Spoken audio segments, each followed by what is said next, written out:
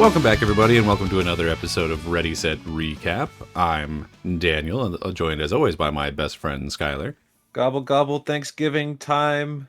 Happy Thanksgiving, everybody. This week in the news, we have Charlie Cox saying that somebody else should probably have gotten his nomination for the Game Award. FX is making a Far Cry show. The Steam Machine is going to be expensive. And the Lantern show has been delayed. But Skyler, before we get into all that, what's been going on with you this week? Man, what's been going on? Well, Thanksgiving week was a busy week because there's a big old holiday in it.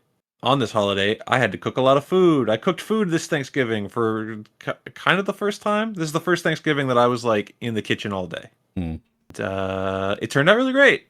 I had fun, I guess. I guess I had fun. Made the turkey myself, and I made most of the sides. And my grandmother, my sweet old grandmother, said to me that it was the best tasting turkey she's ever had in her life, which is like over 70 years. So, I'm taking that one to heart because like I was like, "Oh, thanks, Grandma. You're just, making me feel good." And she was like, "No, you don't understand. It was really good." And I was like, "Oh, damn." But that's because, let me tell you, for those of you out there listening that can't tell by my voice or how I, carry myself in conversation, I'm a white guy. Therefore, I come from a white family. And these whiteys ain't seasoning shit. So I got in there and I seasoned the damn turkey. And they're like, "Oh, turkey can be good sometimes?" And I'm like, "Yeah, figure that." I've always thought that because people are always like, "Oh, the turkey's so dry. Oh, the turkey really sucks." I'm like, I think you're just outing your family for not knowing how to cook. Like, the turkey at my house is always pretty good. I mean, even my mom, who, like, she doesn't like turkey. So all this time she's been, like, going through the motions of just like, well, this is just how the family's always made it. And I was like, we're breaking those traditional chains today. We're changing we're changing our lives for the better. And the turkey turned out fantastic. I was super happy with the turkey. I made that viral baked mac and cheese that was going around like for the past couple of years. I do not remember the name of the young lady who made the videos, but shout out to her. She makes a good mac and cheese. And yeah, just all the traditional stuff. So a lot of cooking. Speaking of Thanksgiving, I want to give a shout out to a real heck of a dog, the winner of this year's National Dog Show, the Belgian sheepdog. Beautiful animal. I don't know. Every time that I say that every Thanksgiving my family watches the dog show, people are like, "What? There's a dog show?" Yeah, But like you that's know not this. that I know because you've told me before. It's not a thing people do. I disagree. I disagree. People love the dog show and the Belgian sheepdog. She's a beautiful girl. Real high class dog. And let's see what else. The parade. People watch the parade. I asked you this question earlier. Yeah. But now I'm asking you on air where it matters. The parade, it's just like, do people actually be like, "Oh, we gotta watch the parade. My kids love the parade. They love the balloons and all the theater people dancing around. They love it." Or Right. is it just like, it's Thanksgiving, I'm up, I have to put this on because that's what my father did before me and his father before him. Is that I think it's crazy the way you've led into this with everyone watches the dog show. It's great. And then who cares about the Macy parade? No, I put on the Macy's parade. In fact, one year, like 10 years ago or so, no, longer than that, 15 years ago, I attended the dang Macy's parade. I was there in New York. Oh, now he's Uh, bragging. Ain't nothing to him because he was in it. you were questioning my Yeah. credentials, and now I'm saying that I have the right to say, who cares? There wasn't even a Luffy balloon this year, I don't think. I couldn't tell you. I didn't watch it. There was a Goku. There's always a Goku. Man, I don't know. So if you don't parade and you don't dog show, what do you do on a dang Thanksgiving? I sleep in and then I watch football and then I eat food. All right, let's talk about the football because there was also a lot of No, I that. don't want to talk about the football. All right, The football was not good for me. we'll skip over the sad part. The Lions lost. That's the sad part. That is the sad part. And we'll go to the confusing part.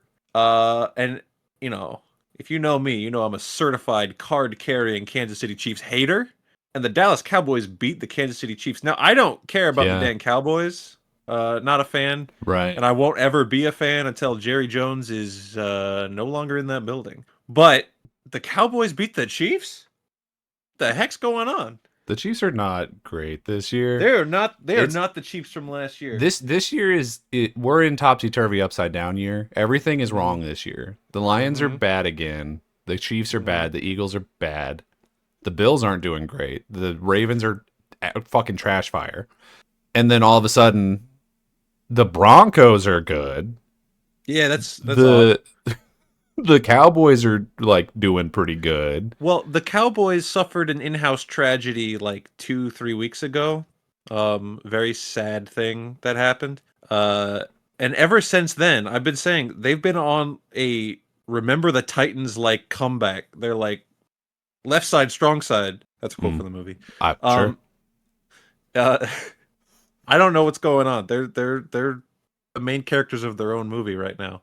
But also the Bears, who played today as of recording. Yeah. Earlier this morning, when we were out doing some form of Black Friday Christmas shopping together, we were like, "Yeah, Lions lost. That's sad, but that just means that the Bears have to lose today." They didn't. No, they've been I won't even say they've been good because they haven't been. They've just been winning. Like all of their players, you look at their fantasy numbers, fucking trash. Every Okay, single one. let me tell you Garbage. something. And Let me then tell they you something just about win that. anyway. Let me tell you something about that. Okay, for people who don't give a shit about football, I'm so sorry. We'll be done soon. I promise. The Bears QB, Caleb Williams, I have had multiple times throughout this fantasy football season, and he can either go off and give me like 30 plus points, and like, okay, great, but then he's gotten you to trust him, and then he'll turn around and give you like 4 points, and I'm like, okay, I cannot trust you, you piece of crap. But hey, as long as he throws the ball to his best wide receiver, Roma Dunze, who's also on my team, as long as he just gives him the ball, we'll be fine.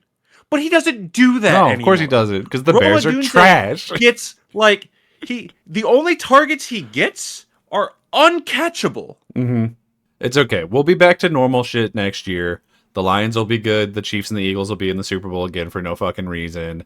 And then all of the bad teams will be ass again, and No, and all will be right with the Force. I think the Chiefs are in serious trouble going forward because Yeah, they'll kind of fucked they've actually. they've permanently lost their best player, Taylor Swift. the referee. Mm, I made that joke to you earlier in the car, but once again, we're on air now, so it matters. gotcha, gotcha. You do anything else this week? Well, last weekend before all the Thanksgiving and football and etc., we did watch a little bit of wrestling. True, true. AEW Full Gear happened. It was a pretty good show. Some good stuff happened on it. Something that I wasn't expecting happened at the very end. If you want to go into all that really quick. Yeah, I don't think we need to like run down the whole card, but yeah, I mean No. the big thing was Hangman Adam Page lost his title to Samoa Joe. I think they booked it well. They didn't make Hangman look weak or anything. And I also No. don't think Hangman needs the title like at all. I don't think No, probably Joe not. needs it, to be fair, but I don't think he needs it. I think that Page is really he's the main character of wrestling. He doesn't need Yeah. a title around his waist to prove that. No, yeah. As proven by the fact that he hasn't had one for most of the time and Yeah. people still completely love him. So I'm not mad that His he lost it.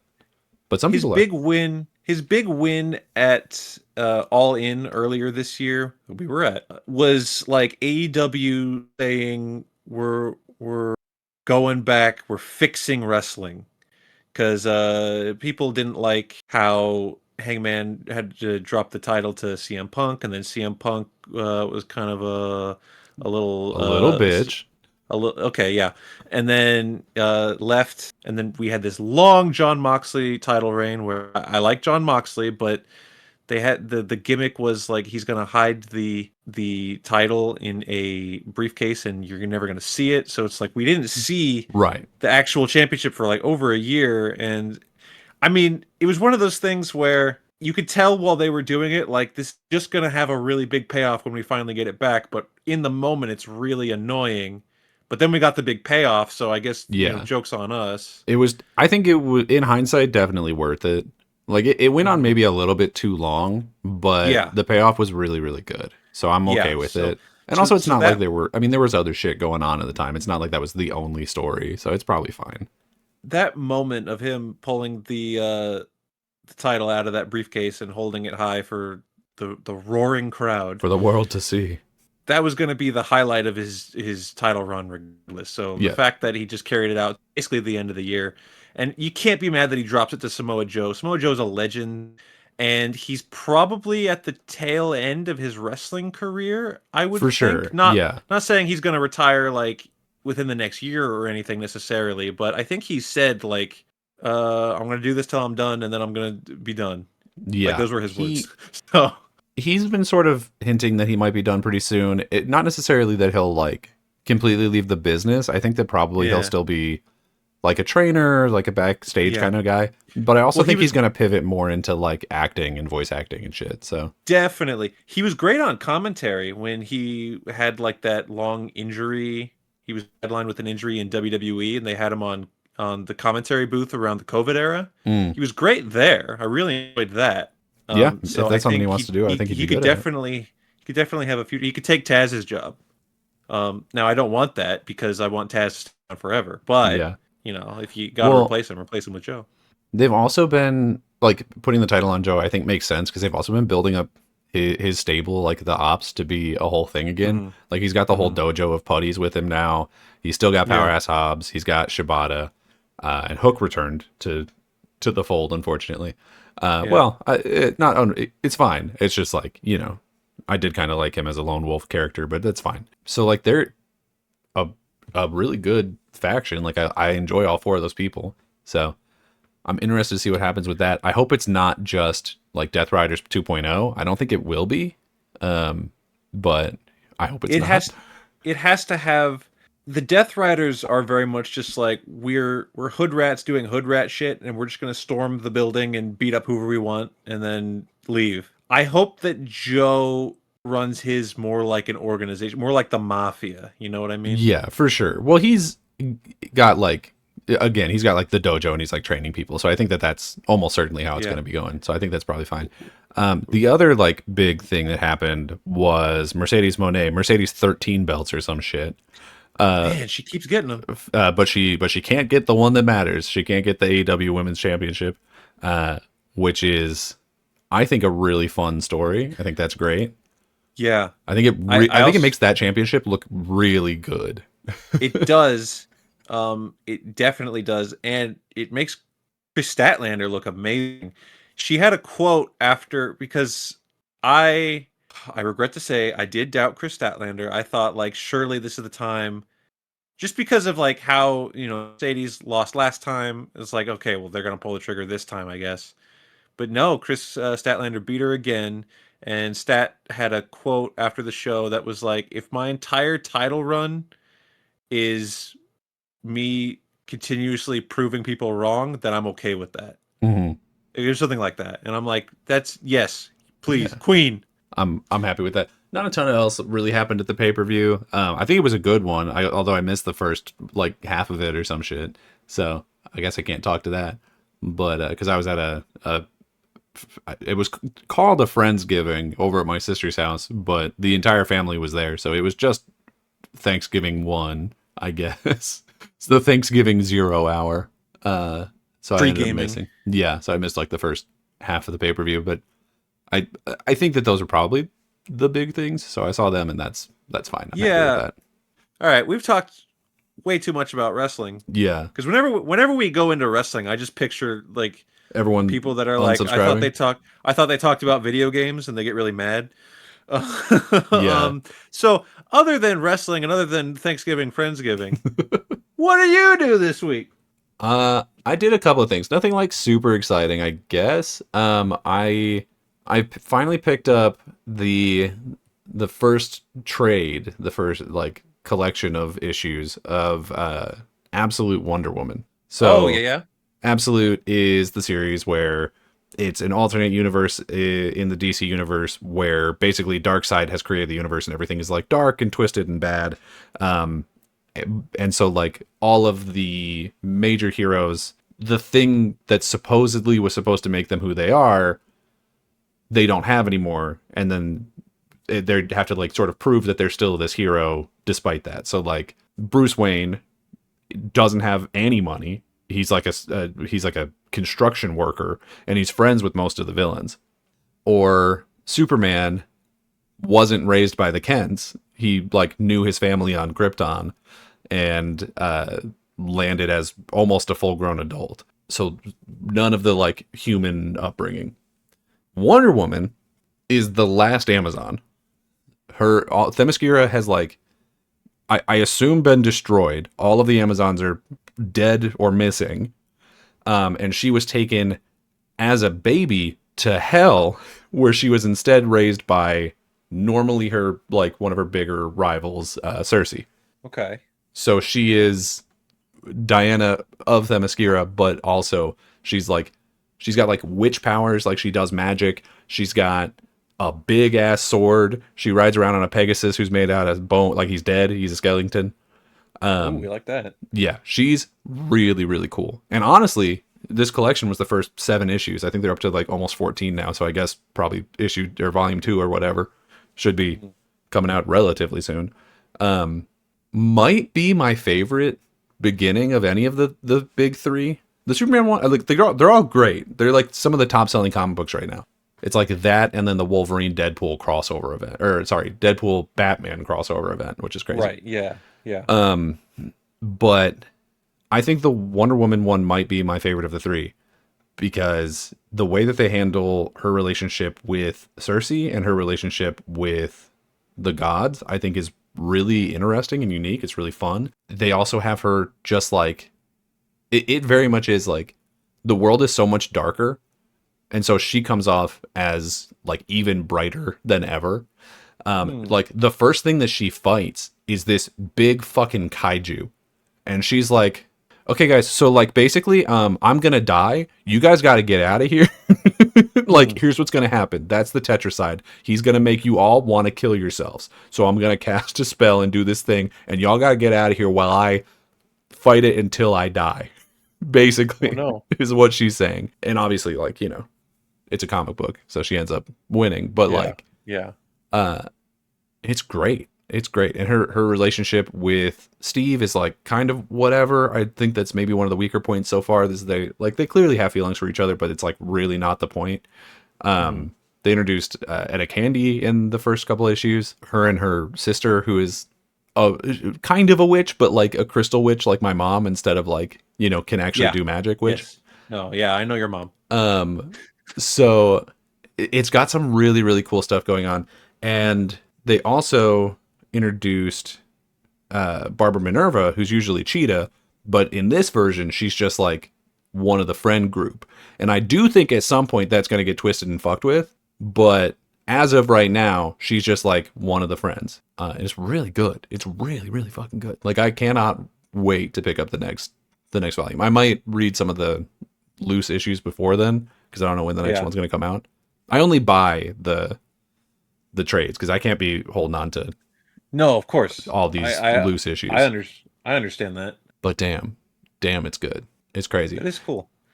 I also think it's weird because, like, I don't know. I feel like every time that I look up stuff about Wonder Woman, it's always people being like, does Wonder Woman deserve to be this big on the thing or whatever? And it's like, she deserves to be bigger than she is, frankly. She's one of the Trinity. She's gotten significantly less movies than any of the, than Superman or Batman. She got one TV show forever ago where she wasn't really her character, and then she's had like 5 other shows canceled. She didn't even get her own show in the damn animated universe, even though they apparently tried, I think, at least twice. So I mean, the fact that people, if you asked a person on the street, if you asked them, you were like, who's Batman's villain? They'd be like Joker. They'd be able to tell you Lex Luthor for Superman. They would not be able to pull a villain out of their ass for Wonder Woman. There's a cat and a big lady. Yeah, they'd be. I don't even think they'd get to Giganta. I think they would say.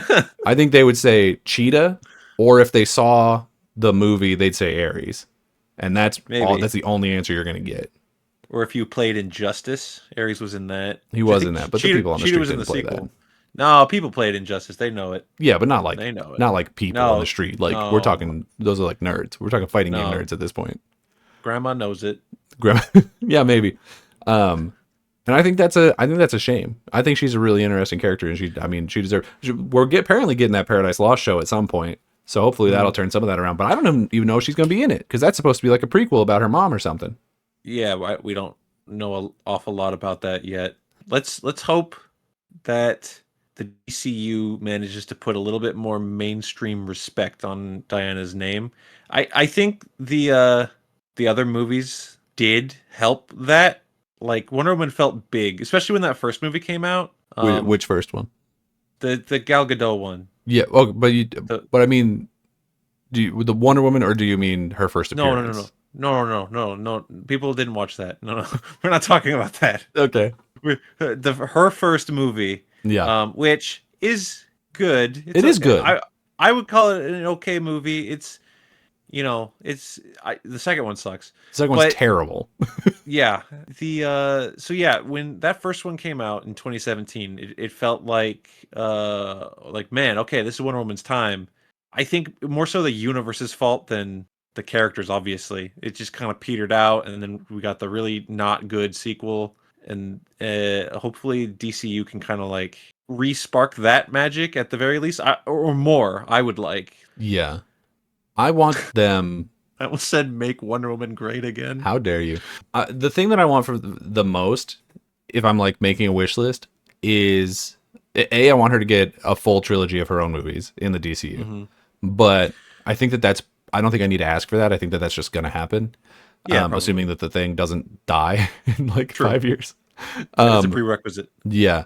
What I want is I want a TV show with her in it. So not Paradise Lost, but I want a TV show, animated or not, where we get to like actually know the other Amazons. Because there's so much shit there and they never talk about it anywhere. You know what I was just thinking? And it's been our like number one complaint throughout the other DC stuff that's happened recently. Watch the Wonder Woman part of this universe be the one aspect, one thing that doesn't have thousands of side characters. It's the one where they're like, no. Here's the thing: it would still piss me off less than the way that, in hindsight, because I didn't start reading a ton of Wonder Woman stuff until after that first movie came out. In hindsight, you go back and you hear like some of the names getting thrown around, and you're like, that's not who the fuck that is. Like. They throw out Philippus, who's supposed to be like Hippolyta's basically wife, and she's just like a fucking background character who doesn't do shit and is not even mentioned as being in a relationship with Hippolyta. They like, hey Artemis, do a thing, and like she's nobody. She's fucking nobody. It's so upsetting. It's deeply, deeply upsetting. I bet there was a Nubia in one of those movies, and just we didn't even notice. Maybe just like her name's in the credits, but they never actually say something like that. I'd be so pissed. Oh my god. Well, I mean, the nature of how that universe like came together, especially in around that era in like 2016, 2017. Look at the Martian Manhunter thing, where it's like there was a black guy that just walked around and kind of did stuff, and people were like, could that be John Jones in disguise? And Zack Snyder was like, sure. Let me Google what that is. Yes. Was that kid Spider-Man? Sure. Yes. Same kind of shit. DC is not the only people doing it. Is that kid Peter Parker? It's like, you betcha. I meant it too. I meant it the whole time. Yeah.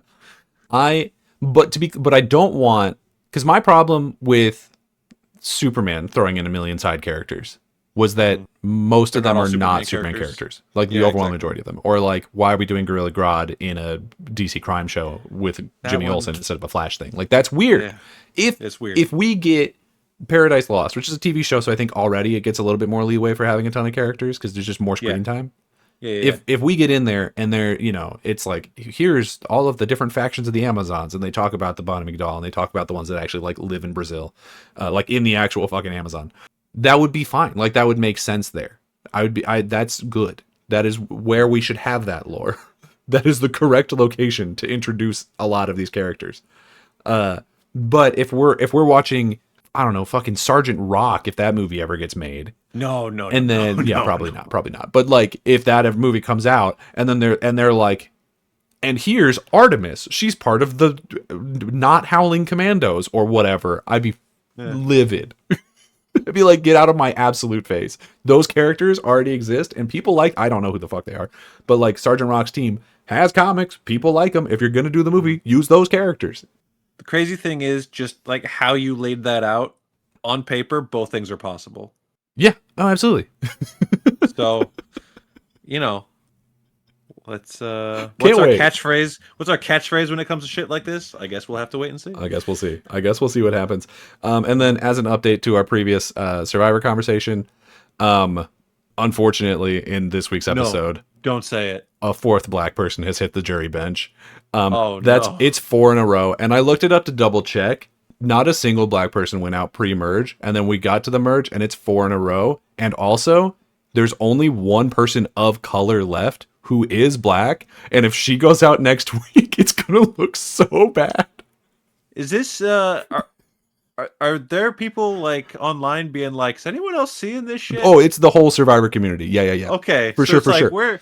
We're I was watching it with my friend Randy, and in the middle of the episode, when it started looking like my boy Jawan, who did in fact get voted out, was going to get voted out, she pulled up a picture from a Twitter account, I think, called MC Deserved Better. MC was the second woman to go out, the second black person to go out. And it was a picture of an elephant in a room, and it's just yelling, "Address me." something's going on, man. I swear to God, none of the people on the season are racist. There's like one earlier in the season who might have been, but the rest of them, the ones who are still, are 100% not. There's no shot. They're not targeting these people because they're black. I don't believe that. Like, there's no shot that Savannah and Rizzo are doing that. Not a chance in hell. But, shit, man, 4 in a row is insane. And the fact that it's not the first time that something like that has happened is like, hey, man, what's going on? The last person left is named Christina. She's great. I don't think she stands a chance of winning, but if she goes out next week, all right, yeah, that's when the fandom has to say, hold the fucking phone, you guys got to storm the island. we can't. By the time we get there, they'll be filming Love Island, which also is on the same, not, I don't know if it's the same island, but also in Fiji and shot by the same people. We're gonna get the Love Island people to answer some fucking questions. Yeah, like, listen, it's not your fault that you're the last ones here, but I don't know how they would handle it, right? Like the production company, right? Because they pick the people, they're playing the game. You can't jump in and be like, well, you can't vote that person out because they're black. But also it's like, and I know that they didn't cast racist people. I know for a fact that these are not racist people. But so I'm like, what do you do about that? Because you address it as CBS. You can't be like, we're going to do more to, because they already did a thing since season 40 of we're going to make sure that half of the cast is not white. And that's great. That's been a really awesome thing. We've gotten so many more interesting and unique stories from the people who have gotten cast in that way. It's been awesome. But when something like this happens, it's fuck. All jokes aside, it could very well be that thing where it's, I set my Spotify playlist to shuffle random. Yeah. But then it like happens to shuffle it in just the same order. So like if you had a producer step in and be like, you can't vote that person out because he'll be the 5th black guy in a row. Right. Then that is the like Apple iTunes algorithm being like, it's not really random. It's just making patterns to seem random because, so it's a weird area where I won't lie, I'm not watching, but the way you've described it does make me pop an eyebrow. But also the question is, what can really be done about this? Nothing. Absolutely nothing. Yeah. Because nothing. It's just, even, not that they would show it, I think, if the reasoning, like, if someone was on the island and be like, we gotta get rid of the black people. I don't think they'd put that on camera. but like, we would have heard about it from the contestants when they got home. 100% we would have heard about it. That's I think, listen, Survivor, if somebody says that, put that shit on camera. Put that shit on camera and then never invite them back. Name them and shame them. But absolutely. So, because if I'm CBS, right, I'm a producer at CBS right now. I'm putting on my producer hat. I feel like shit about it, but there's literally nothing I can do about it. Like, we're trying to cast the best people that we can. People, and they have done a really good job since, like, There was like one person I can think of in all of Survivor history who was 100% racist. And that person has not been back in a very long time. So like they're doing a good job of hiring people who don't suck ass. And so I know that this isn't that. But you also can't step in because there's all the you can't be like, oh, you can't vote out 5 black people in a row because it's a competition for $1 million. You can't do anything as a producer to dictate how people vote or how that happens. There's nothing you can do. And so even though it's not racist and it's not a racial thing, you're going to look like shit. And the thing that makes it look even worse for this season is that there's not a whole lot else going on this season. And so the whole community, that is the conversation.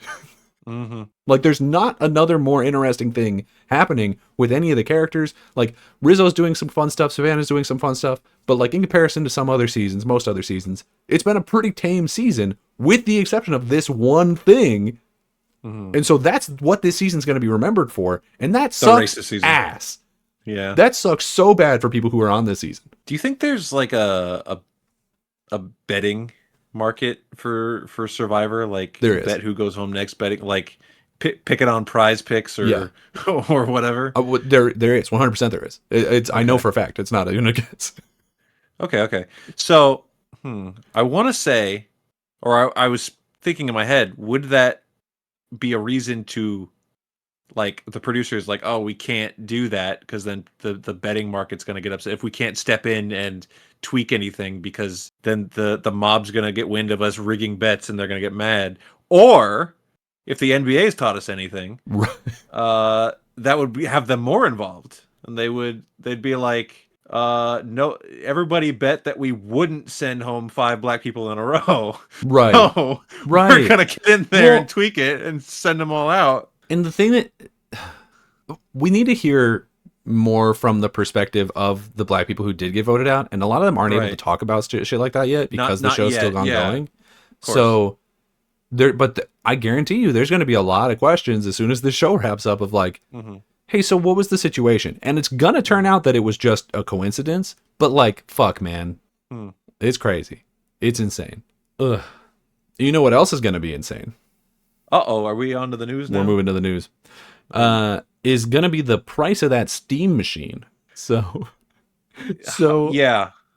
There was an interview where someone was talking to a person from Valve, and they were asking about the pricing, because we're expecting pricing pretty soon. I think we'll probably get it like Game Awards time, which is I think like in a week or two. Like it's soon, because this thing is supposed to launch early 2026, and it's basically December. So we do need pricing like pretty soon here. So people have been asking about it, and the representative said that it's not going to have the console, the $500 console sort of price area. They said it's going to be priced like a PC. Which is to say, probably pretty expensive. Yep. So in unrelated news, guess what I'm not buying? A Steam machine. Yeah, I was never going to, though. Yeah, me neither. But please ignore me. It's rough because there's probably nothing they can do about it, right? Launching hardware right now with the way global economies are is like, that's going to suck regardless. Like shit's going to be more expensive over the next couple of years than even the people making it want it to be. Right? Because like I'm sure they want to charge as much as they can for it, but at a certain point, like you're being forced to raise it because all of the parts that you have to order from wherever have like a 75% tariff on them for no fucking reason. So that sucks, and like I feel for Valve, and I do want Valve to do well, and I want this console to enter the space and like be competition for the. Of course, we talked about that last week. You can't you can't be coming out and being like, yeah, it's going to be an $800 console, and it's also going to be weaker than the current consoles in some aspects. Like, you can't say that. I mean, 800 is like, that's even being like optimistic, I think. Like, if you say like this is going to be priced like a PC, I assume immediately over $1,000. It could be in Canada, 100% it will be. People are already assuming it's going to be like $1,200 Canadian. But I think it'll be priced like a PC, but this is going to be a pretty weak PC. So I think when you look at sort of the parts that are in it, I think it like a very high end laptop, maybe something like that. Yeah. So I think it's going to come, maybe not even very high end, but like decently high end laptop. I do think it's going to come in at like $800, maybe $900. but who knows, man? Who knows? Like it's not a good look. And then also as part of that same interview, we got pretty heavily hinting that they're not going to launch like new software with it. There's been this rumor going around because of course there was that they were going to launch like a Portal 3 or a Half-Life 3 or some shit with it or like near the launch of it. And we don't do that. Yeah, that was not going to happen. We're in 2025. You let that go. Yeah, like that was not going to happen. I think it was ridiculous that people like genuinely ran with that story. There is no Half-Life 3. There is no Winds of Winter. All right, it's not gonna happen. At least, okay, the Winds of Winter thing. At least George R. R. Martin is like, I'm working on it. We're gonna make that game. Not at least Valve, but because Valve is not even saying that, and the rumors are still happening. George R. R. Martin motherfucker's got like a $20 bill on a fishing pole, and he's like, hey, come on, follow me. Follow me. No, George, we're done. We're done, George. Yeah, I don't know, man. I want this to be successful. I do. Every time that I hear more information about it, I'm like, I don't think it's gonna. Yeah, I mean, at a certain point, I do have to bow out and be like, well, I mean, let's, it's up to you guys because I've already removed myself. There's no way I'm getting this. No, me neither. Because like even when we were thinking like, oh, okay, well, it's a Steam console. If it was, it'd be cool to like play your Steam games on, a TV or whatever if you want that. But I don't really need that. And now that they're like, hey, it's gonna be pretty goddamn expensive. I'm like, okay, well then I'm out. Like it's not you're going over my head. And I think the next generation of consoles are also going to be more expensive because they're going to fall into a lot of the same traps of like, tariffs and all that shit. Sure. So like they're probably going to be pretty expensive too. I wouldn't be surprised for a second if the next Xbox and the next PlayStation are also like $700-800. Yeah. I wouldn't be shocked at all. I get that, but their trick is they're going to have like new stuff that you can only play on that. Well, not even necessarily, because so PlayStation and Xbox are both going to probably be doing. I mean, Xbox already is, but PlayStation, by the time that next console comes out, is also probably going to be putting stuff like day one on PC. But they're going to be better systems from companies that have a long history of making hardware. It'll probably be priced more acceptably for what you're getting. The price will still be high, but for what you're getting, it'll make more sense. And we don't know about PlayStation. We really don't have any news about that. But when that Xbox comes out, it's already going to have Steam on it too. Like you're going to be able to play. You're going to already have your Steam library on your Xbox. Yeah. And it'll be probably about the same amount of usability as it's going to be on the Steam machine. Because that was another thing that I was thinking about in the sort of in between time here where we were talking about the Steam machine and now, like when it was first announced, is like how many Steam games have I bought and had them just not work, and then I have to go into the files and change them. It's a lot. So many. Yeah. Am I even going to be able to do that on a Steam machine? Or is it just, if I only have a Steam machine, I don't have a PC, am I going to buy a game and have it just not work? It's going to do the thing. Have you ever like accidentally clicked like read this user agreement thing on your Xbox and then it pops up like fucking Microsoft Edge, right? The browser, like browser window, yeah, and you see the URL at the top. That fucking jump scared me the other day for something, and I was like, "No, get this out! Never open this again." Yeah, uninstall. And so, like, that's how you have to do things on the Steam box. It's crazy because I was thinking about that, and I was like, if they don't have a way to get into the files and change stuff, a really solid chunk of Steam's library, at least of the shit that I've bought, apparently, unless I'm just rolling the dice and getting super unlucky, it's just gonna not work. You're gonna pay money, and their return policy sucks shit. Like you're not getting that money back. I don't know, man. I don't know. It's not looking good. It's not looking good for your boy Valve. What are the streets saying about this? What's social media saying? Are they like, this is great and we love it and I'm gonna buy one and fuck anyone who says that this doesn't look good? Or are people being like, I don't know, that sounds expensive? I'm sure that there are people who are doing the first one. Like undoubtedly, there's always going to be people doing that for basically any hardware, and Valve has a lot of like name cachet behind it. So I probably more so than usual. I haven't seen it.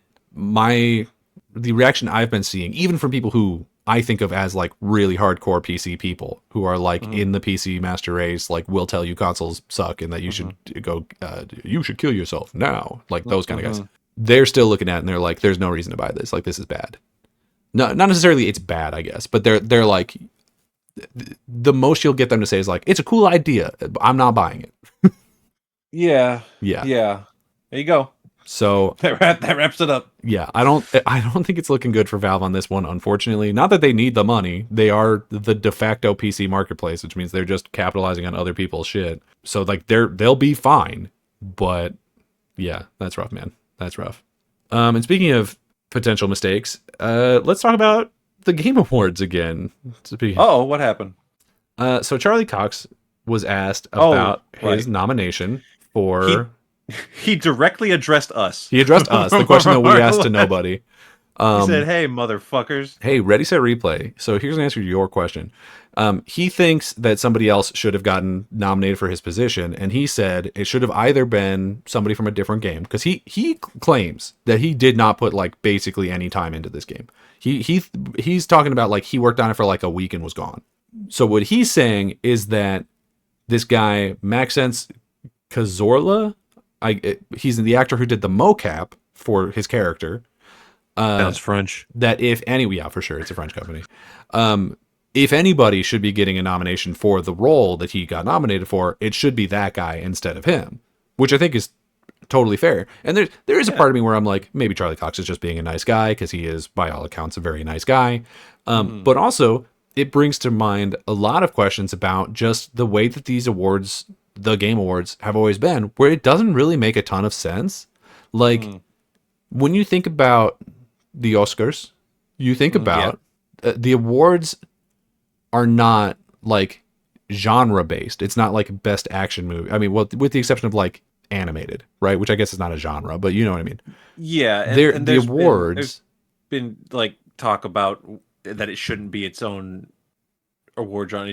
Animation should be factored in, and I get why it's not. But Yeah, also, I think like, it's a different thing. Like it's a different because when you separate animated, when you're rewarding those people, then you're rewarding the animators as opposed to Yeah. rewarding. So it's a different job. So but I get that. The where it becomes an issue is where you're like, well, we're not going to nominate this movie for Best Picture because it's in animation. Yeah. So it's Yeah. like that's no, because if it's the best movie, it's the best movie. Right. I think that part sucks. Yeah. But even when you look at like the other things that the other award shows for video games, the ones that don't really get talked about because they don't also have reveals for new games, because they don't give a shit if you watch. They're there to award the people who actually make the games as opposed to trying to lure in ad revenue. When you look at those awards, they don't typically have those ones so much. And they also do the more sensible thing of like the things that are being awarded are different aspects of making the game.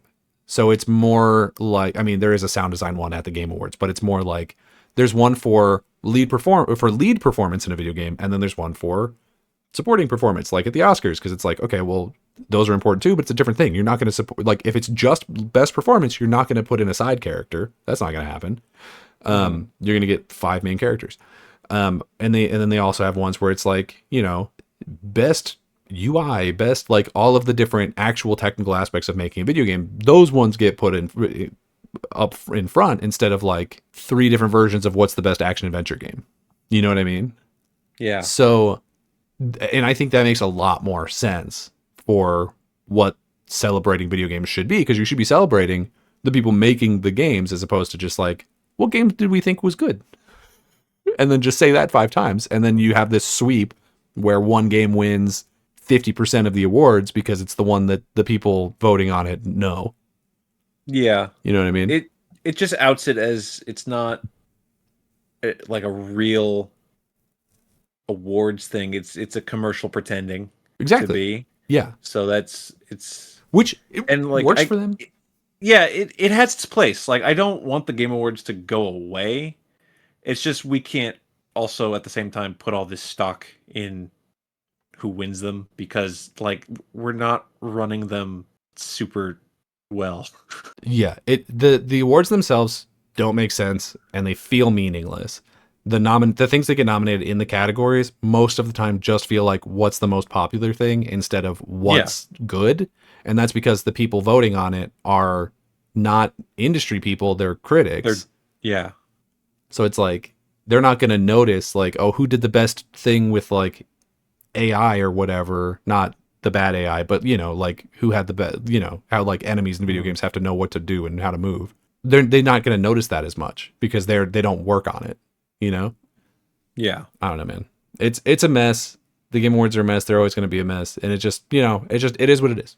I mean, what does it take to get in that voting pool, you think? Like, I know you have to have some credentials as a video game journalist or It's some sort of publisher, but like when you look at people who vote in the Academy Awards, like you have to be part of the Academy, which means you have to be a director or like really established in the industry or a really rich old white guy. Granted, right. but then you look at like we'll go back to the NFL to vote for their Hall of Fame. You have to have the correct credentials and be approved and be in.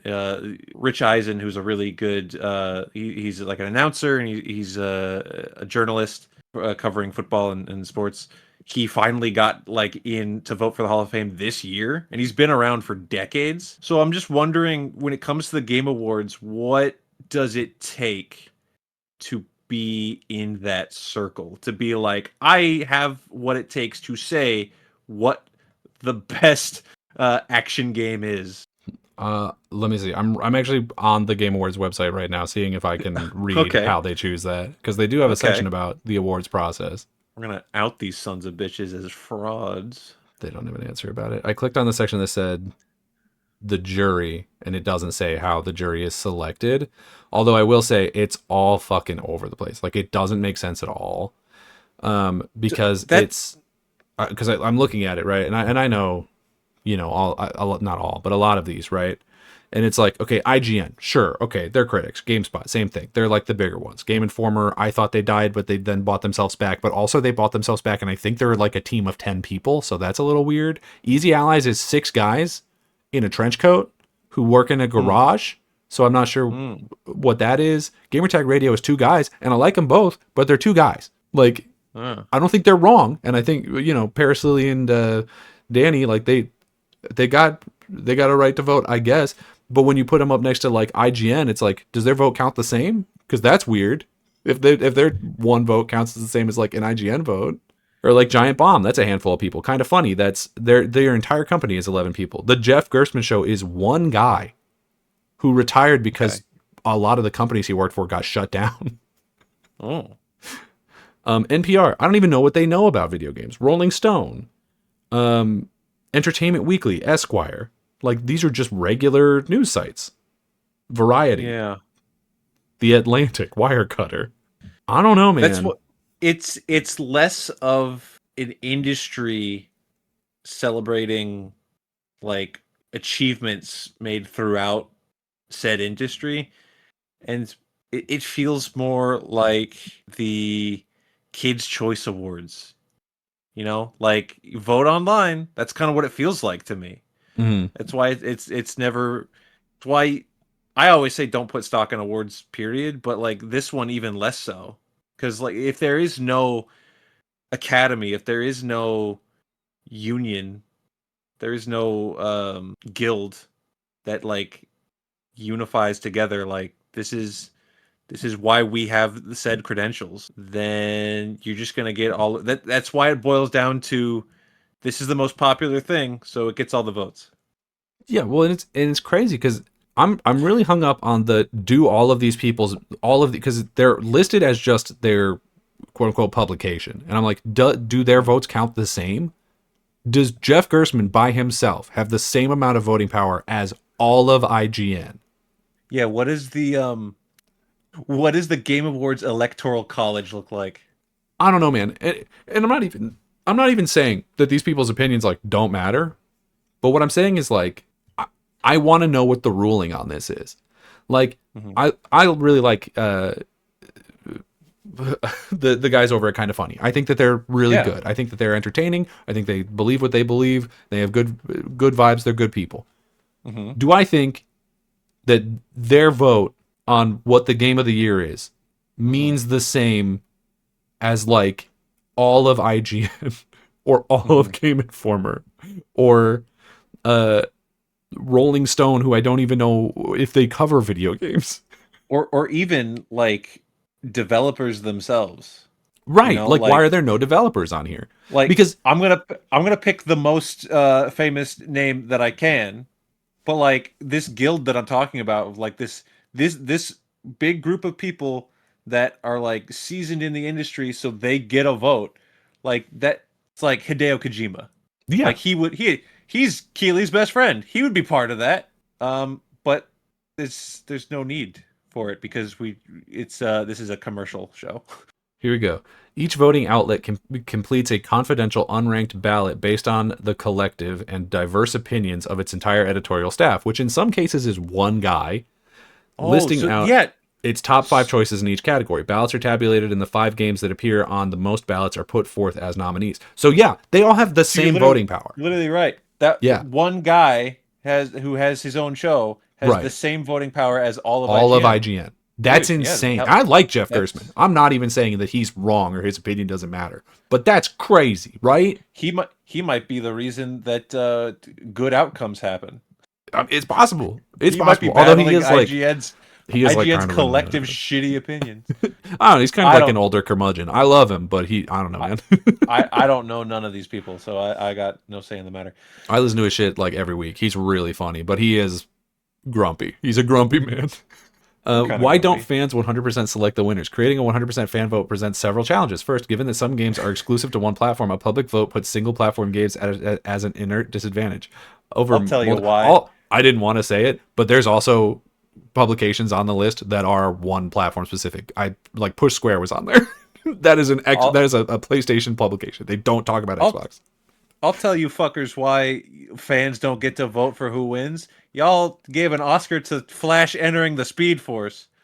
How dare you? How dare you ask for the right to vote? Get out of here.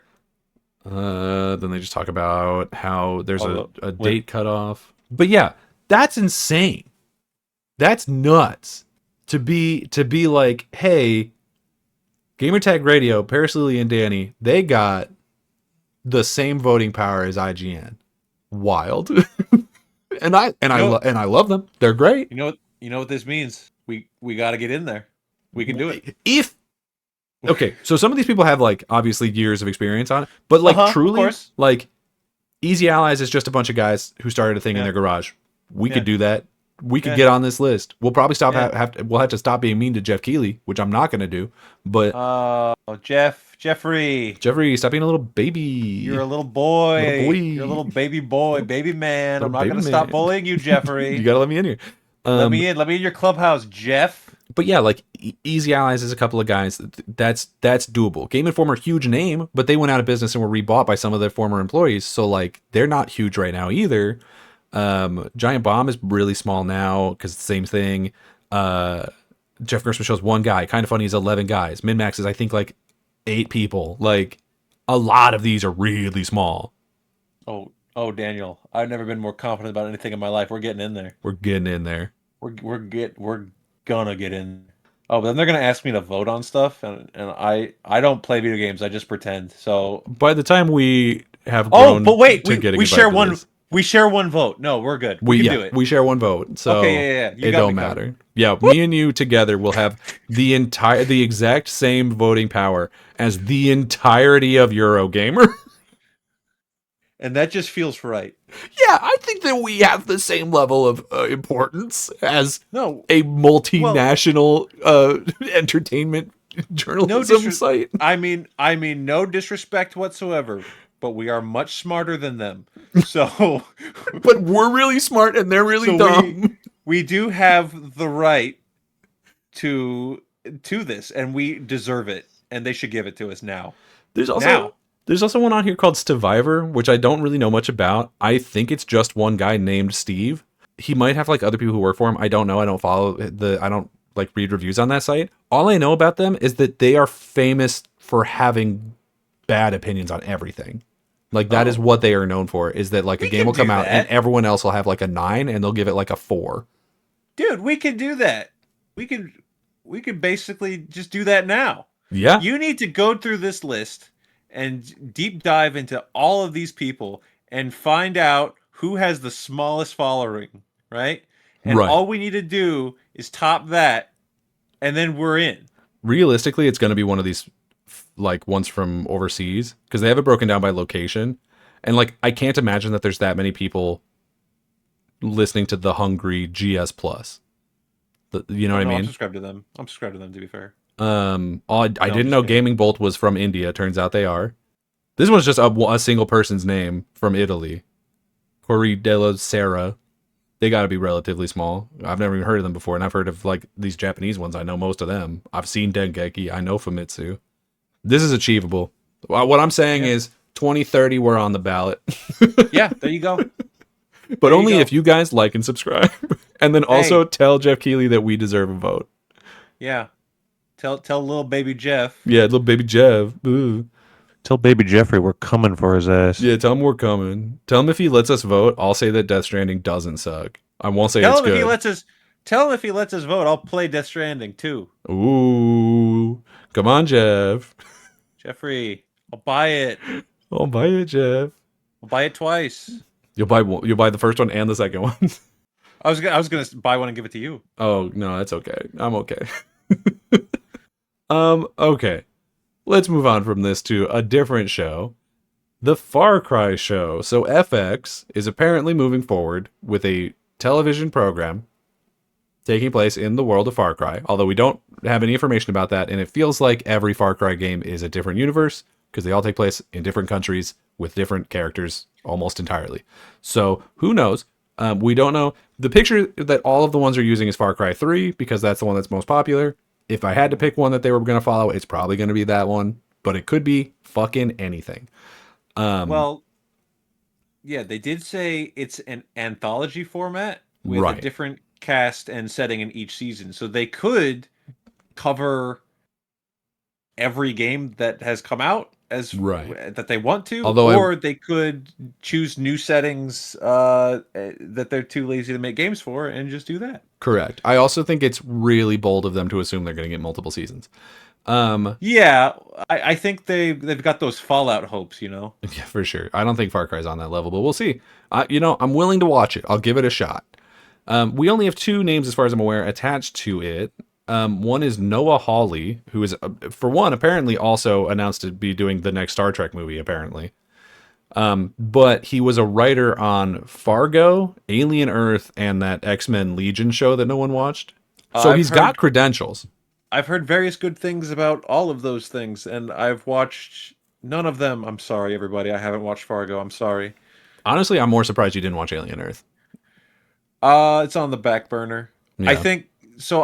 I started hearing really good things about it from our friend Abrar, right. and then I was like, "How's that show going?" And he's like, "Oh, I stopped watching." So He's a busy guy. it's He's got to all. watch like 40 hours of wrestling a week. Yeah, yeah. And then the other, Um, sorry, you. I was just gonna say, yeah, the other name is interesting to me. Yeah, the other name is Rob McElhenney. McElhenney, however you say it. Yeah, From McElhenney. from most notably Always Sunny in Philadelphia, but he also was a producer on. Well, he's a producer on that, but he was also a producer on Mythic Quest, which was a thing that I think was published through Ubisoft before. So that's probably why he's attached to this. Is He also stars in that too. he does. So he might play a role in this, Might. assuming it comes out, which who knows. Um, but I He like also him. I think he's he funny. he also owns that football club with Ryan Reynolds. I didn't know that, but I also don't care about soccer like at all. They have a show about it. Welcome to Wrexham, where they're Oh, like, we've got a football club, and it's look at us, and let then us. they're not. Yeah, they're okay. Okay. Um, I don't really have high hopes for this, but it's not something I care about, so that's probably largely why. The names attached are Yeah, both big names that do good work, but they're both and signed on as producers and not necessarily the thing that they're known for doing, such as writing. Although I do suspect that first guy is gonna probably do that. But it's like probably we don't know exactly what the role is going to be. We don't know how much leeway they're going to have with it or anything like that. There's a ton still up in the air. I'm willing to see it through. It's not one I'm looking forward to. I guarantee though that it's better than Twisted Metal, and that shit's got 3 seasons.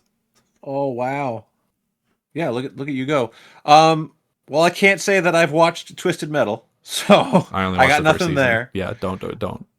But this one, it's tricky, right? Because I am not a huge fan of Far Cry as games. Yeah. I couldn't latch on. I tried to play 3, the one that everybody likes, and I'm just like, I'm not vibing with this, so I fell off of it. Other than that, I don't have anything against them.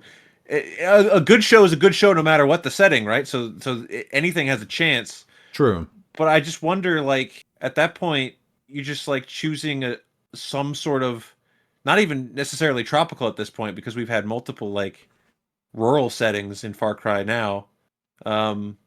Tropical, rural, I would say. Wasn't that one in like shitty racist America? Montana, yeah, Yeah. that one for sure.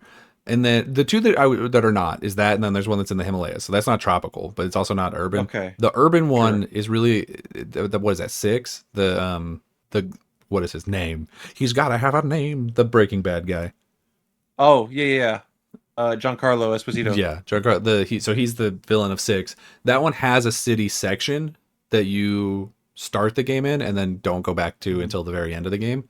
That might be the one you're thinking of, is like the urban one. Maybe we're thinking about this all wrong. Because now I'm thinking of Far Cry Blood Dragon. Oh hell yeah!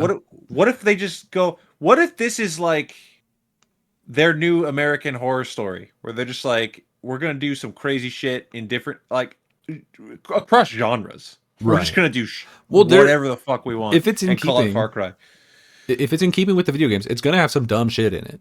Because like Far Cry 4 has Yetis and like Himalaya magic in it. Far I Cry didn't know 3 has You sure you're not thinking of Uncharted? yeah, no, it's both. The Far Cry 3 has a magical tatau that gives you superpowers. Like anything could happen. We could do Far Cry. Well, no, that's a spoiler. I won't say that. But like Far Cry 5, the Montana one, goes some actually insane places. So anything's possible. I mean, if they did a season about a guy in rural Montana who's got like a pet grizzly bear and they all racist people, Right. that's cool. That could be fun. I'm gonna be honest with you. Yeah. I don't even know if this is a hot take. I think that's the best one. Well, that's the one that looked most interesting because you played that when we were roommates. We were roommates. And they were roommates. You played that when we were roommates, and I watched you play a bit of it, and it looked fun. It looked cool, but that's a fun one. It's the one that introduced like the We Have Pets Now system, which people really loved, and it's been carried over through all the ones after it. But by that point in my life, I had already well established that I was a Far Cry hater, and I built my entire personality around it. So I couldn't actually play it. I couldn't. Well, Ubisoft hater in general, because at that point you'd given up on Assassin's Creed too. That's true. Fuck Assassin's Creed as well. But yeah, I don't know. Show could be good. Truly, it could be about anything. The only thing we can say for sure is it's going to involve a guy shooting a bunch of people and probably animals. Yeah, you got to get the hunting aspect in there. Because that's been at least since 2. That's been a big deal. Unless they just don't. It's going to have to. That's like a big part of the game. I don't know if he's going to like cut parts off of it to make a new strap for his gun or whatever, but there's going to have to be some play with animals. Now, market research shows that people don't like it when animals die in things. That's why Craven isn't a hunter. That's why he hunts the bad guys and he's friends to the animals. Friends to the animals. They'll definitely have to do the pets thing then. For sure he'll have a pet, whoever it is. Yeah. Different pet every season. Ooh. Yeah. And I think he'll get into a fight with an animal, but it'll be one of the ones that people are like okay with you killing if it attacks you. So it'll be like an alligator or a shark or something. A giant enemy spider. Giant enemy spider. For sure. Yeah, no doubt. Yeah, I don't know. It's a cool show. But how often have shows come out and I just didn't watch it? Yeah, even ones you were excited for. You haven't watched Alien every day. Every day. It happens every day. Sometimes the shows that you watch versus the ones that you don't watch does confuse me though. If I can just throw that out there. Brother, it confuses me too. I don't know what the fuck's going on. Because I'll be like, hey, did you watch, I don't know, big show that everyone's talking about, like Andor for the longest time, or I guess now Alien Earth. I mean, you're watching Welcome to Derry. I don't know if you're keeping up with it still, but I'm caught up. But and you'll be like, no, instead I watched 5 seasons of Hell's Kitchen. You don't understand, man. I love Hell's Kitchen. You know what? Unironically, do you know what I've started watching again? Oh my god! And I say again because it's not a show that you ever actually need to watch, nor am I actually watching it now. It is background noise for when I'm doing other things. Okay. Let me tell you, when we were young men Mm. in middle school or high school, and you stayed up late, and you're like, "Uh-oh, I got a big assignment due in the English class, and I haven't even started writing it. It's due in the morning." And then you gotta work on it all Oh through the my night. God, are you watching Nick at Night right now?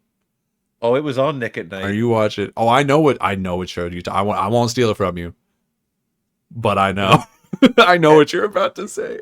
then Lowrider comes on. Yeah, you son of a bitch, you motherfucker.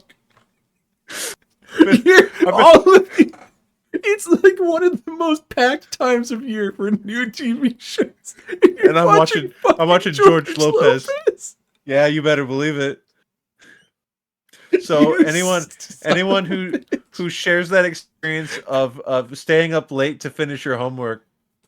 Ugh. Our generation all watched George Lopez, and then I don't know, he did some shit and he like didn't give a kidney to his wife or something, and everyone was like, "That's pretty bad." And then all of the other sitcom dads ended up way worse, and we forgave them. That's hilarious. That's genuinely hilarious.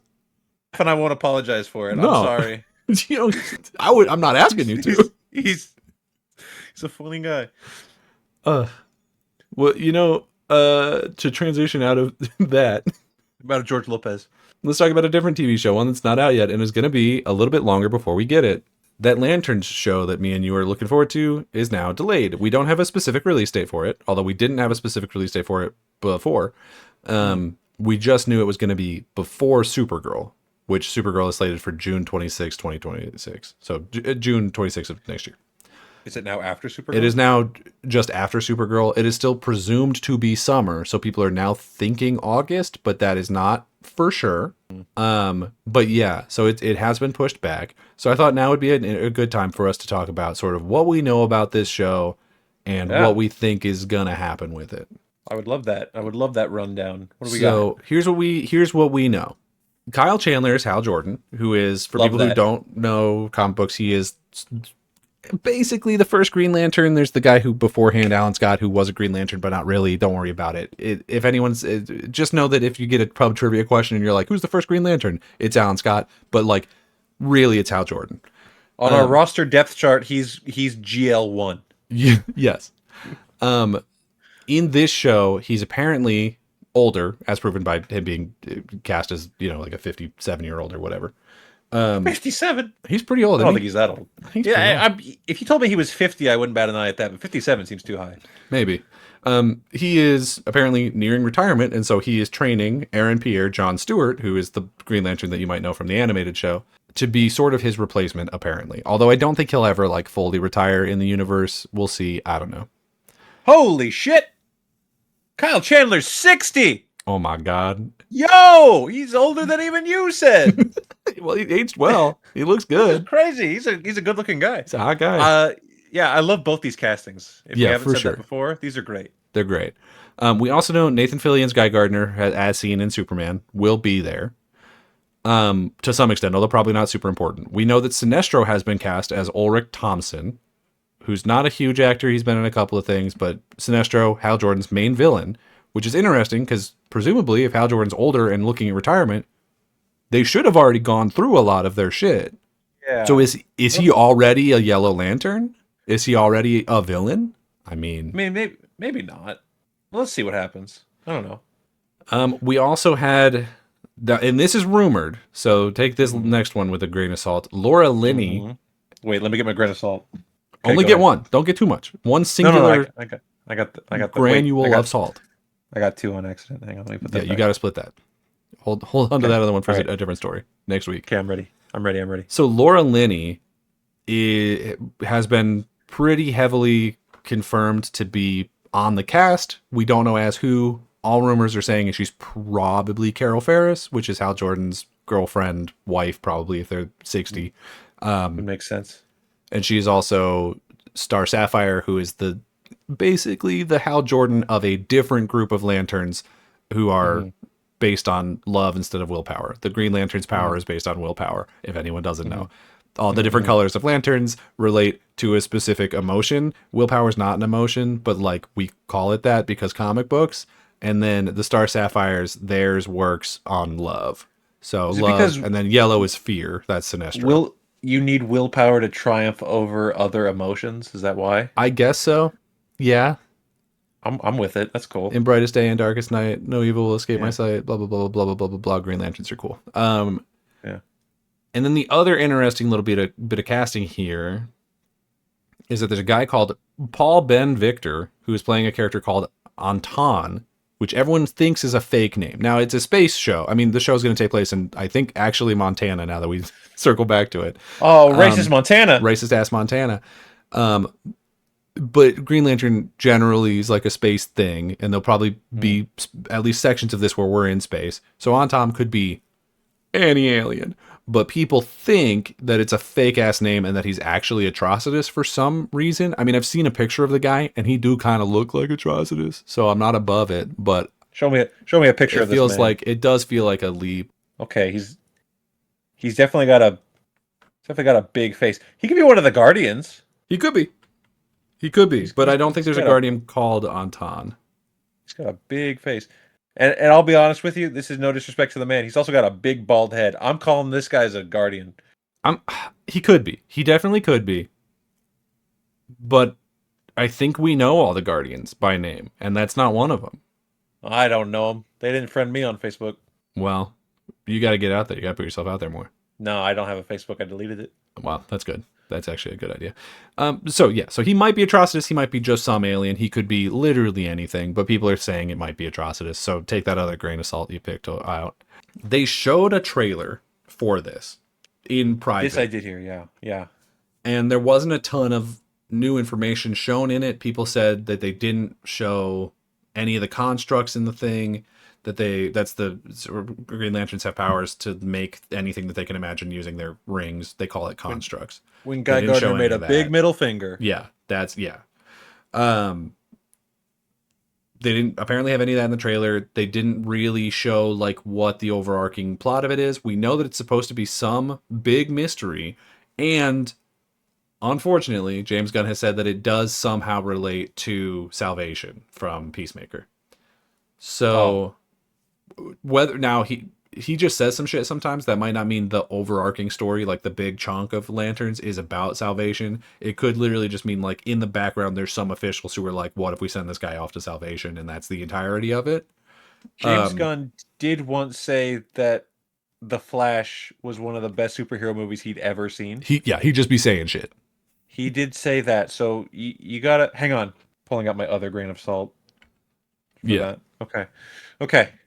So I don't know, man. I think the show's going to be good. Everything that we're looking at, I think, sounds good. The tie-in with Salvation could be nothing, which is what I'm kind of hoping for, because I don't think I'm going to like the direction that Salvation run is going. But who knows? Who knows, man? What are the odds that the Salvation thing just pays off in the next Superman and then we're done with it? Honestly, with the speed that James Gunn moves, pretty decent. Okay. This Lantern show is the thing I'm most excited for in the DC's nearest future. Yeah. And so the fact that it has gone from being next to being next to next, slight bummer, but I have patience. I'm an old man, so it's fine. That Salvation comment has got me perking my eyebrow up. Yeah, I'm not a huge fan of that, but I do think that could mean anything. Well, because what we keep saying is we just need something in a different corner of this world that is its own thing, that's not stacked into the rest of it. And I was hoping Lanterns would be it. Mm-hmm. It could still very well be that. Could be. But the fact that he's like, we got this stuff going on. I do also not love that we have 3 confirmed Green Lanterns. Apparently in the trailer they reference a 4th one who's the squirrel, Chip, who hangs out with Baz, who's a different human Green Lantern that has not been introduced yet. We've got Sinestro. We probably have, if we've got Carol Ferris and they're 60, we have a Star Sapphire. that guy might be on Tom. So we're already in the first Green Lantern thing that most people are gonna really like. I mean, we had the movie, but like most people don't know anything about Green Lantern, and we're gonna introduce potentially 4 different Lantern Corps. That's a lot. Yeah, I'm coming at this optimistically though, because let's just say that the thing people are rumoring about the Atrocitus thing, let's just say that is true, and they're giving a fake name because they're playing it close to the chest or whatever. Right. I would think that if the show starts and we get a look at an established Green Lantern lore. These are the Yellow Lanterns. These are the Star Sapphires. This is what Hal Jordan did when he was running shit, right? But then I think the Red Lantern should be like newly discovered. I think that would be cool. Like the Sure. Red Lanterns are a new problem that unfolds, and then Well, that is what John has to deal with. I might be wrong on this. I think okay, not the only, but the like only core Red Lantern from Earth is the fucking cat, Dexter. So maybe he's in it. Well, if you do the Red Lanterns, you gotta have Dexter. You got it. This is Yeah, a James Gunn product. you're gonna have. I mean, if you're doing Red Lanterns and it's not just Atrocitus, it's gonna be Atrocitus, Dexter, Bleeze, and the like ball guy, whatever the fuck his name was. I'm surprised we that the trailer didn't show the squirrel. They didn't show. No, it was just they made a joke about it. No, he's coming. Yeah, maybe. Yeah, He's honestly. he's 100%. Listen, that is the textbook. You joke reference it in like episode 1 or 2. He shows up in episode 8. That's happening. Would you be mad if, in the course of this show, because people have been joking that Guy Gardner might die in it because he's Nathan Fillion, and James Gunn loves killing Nathan Fillion. He didn't die in Slither, but go on. What if instead Hal Jordan dies? Because he's Would I be like, mad I'm if just Hal 1 week Jordan? from retirement. Like, we've never gotten a good live action Hal Jordan. Would you be mad if, like, it's 8 episodes, let's say episode 6 he dies? It depends entirely on the first 6 episodes. That's fair. If they build up who Hal Jordan is and what his career as a Green Lantern was, and then if the death itself is a noble sacrifice of some sort to protect Earth or the core, then no, I wouldn't have a problem with that, because we've got a lot of Green Lanterns, and you just know they're itching to pull the trigger on someone like a Simon Boz or a Jessica Cruz. Yeah, Kyle ain't showing up. We ain't never getting Kyle. It's not happening. I know. He's my We've favorite moved, one, and I'll never see we've, him. we've moved on from Kyle. Yeah, it's Sorry. unfortunate. He's gonna be hiding in a closet with Black Mask, who will also never show up. I'm just gonna get absolutely dicked by this DC universe, and we're never gonna get Diana either. We're just hanging out with Hippolyta. You're gonna put Yara Flora in there instead of Diana. Watch See, it. now you're just saying words I don't understand. She's the new Wonder Girl. Oh, okay. Yeah, it all depends. Hal Jordan is allowed to play the noble sacrifice card in this 100%. I've got no problem with John being the leading lantern going forward. Yeah, me neither. But yeah, it depends.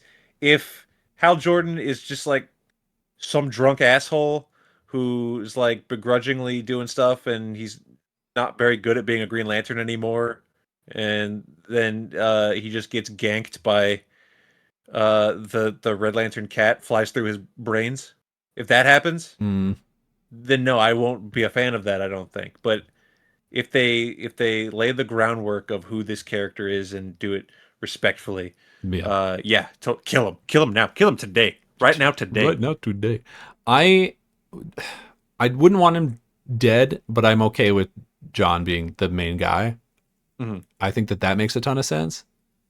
But yeah, I wouldn't want Hal to be dead. I would want him to be like he can be retired. I want him to be that like trainer role because I think it's so weird to it like we're opening up this universe and we're jumping so far in Yeah, that like Batman's gonna be a dad already.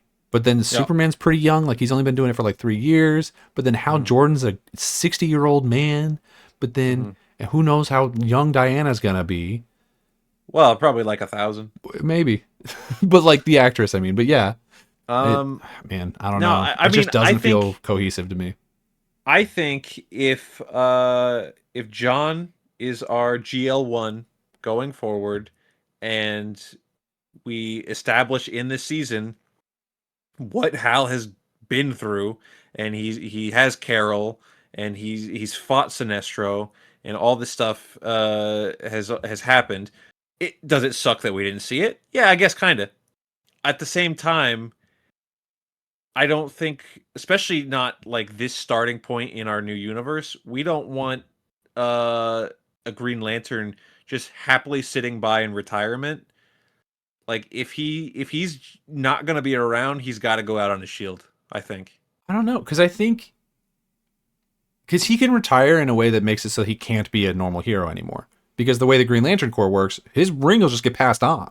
So Sure. his ring could fly off and go find Boz. It could go find not Kyle, but Kyle, you know? And then he's just a pilot. Maybe he could pass his ring to John. You know, they Yeah, do but that. John's already got his. Well, no. I've seen it.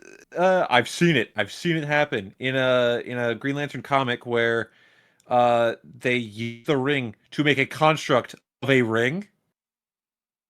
Huh. You know what I mean? So like so he can like give John like a trainer construct ring, and like that's how he becomes. And then something happened. Well, now we're just going back to him dying We're because going back to him dying. Yeah. I don't see him being like, all right, here you go. Here's the keys to the car. See The ya." only reason why I wouldn't want him dead, here's my big reason for it. Because I don't actually super care if he's like involved. But I feel like so many of the big Green Lantern things are intrinsically tied to Hal Jordan. Like Yeah. Sinestro is not a Jon Stewart villain. No. Carol Ferris is not a Jon Stewart side character. No. Like And she won't be here either. no, for sure. No. But it's like if we jump, let's say we jump to like basically the new 52 version, which was Kyle and Guy, or Kyle and John, but in this case maybe it's Guy and John instead. They spent their entire thing just like out in space with a bunch of like other characters, and we could do that. But then even then it's like, okay, well, one of those characters is Sinestro's daughter. And if we're skipping to the end of the timeline on Sinestro, do we care that she's Sinestro's daughter? Like, you know what I mean? Like if we jump that far into the story, especially a story for a character like Green Lantern, who the general public don't know shit all about, do we have to then change a bunch of stuff to make it make any amount of sense to a general public? Or do we just not and just be like, they'll get it. And like, they'll probably get enough of it to not care. But also it's like, what are we doing? Why are we doing all that? All right. I have an answer to your question, and you're not gonna like it. That's okay. Also kill Kyle. Okay. But the important thing to note is that I am refusing to say, let's see what happens. I'm not saying that this time. Okay, don't say it. I'm Anything thinking it else. heavily. Okay. Thinking it heavily, but I won't say it. The answer to your problem here is make Green Lantern 2011 canon. Now, No. no, hold on. And that's all we have time for today, everybody. All right, finish your bad thought. No, there's nowhere to go. Okay. It's got Hal, it's got Carol. You could say they got recasted, they're older. Sure. That's it. That's the end. That's all. It's got Sinestro. True. So The only thing you're working with is Parallax fell into a sun or something.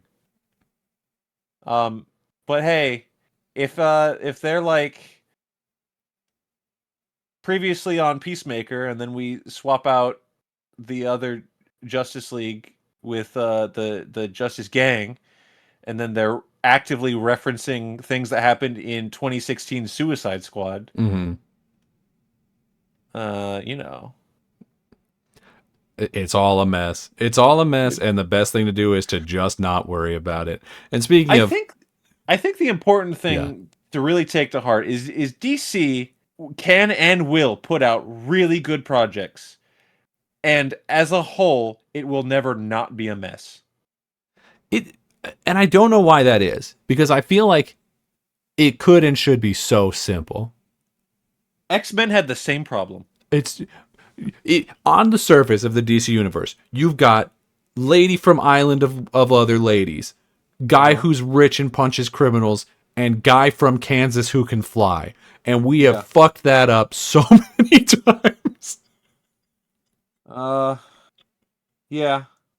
Look, Yeah, it's not complicated.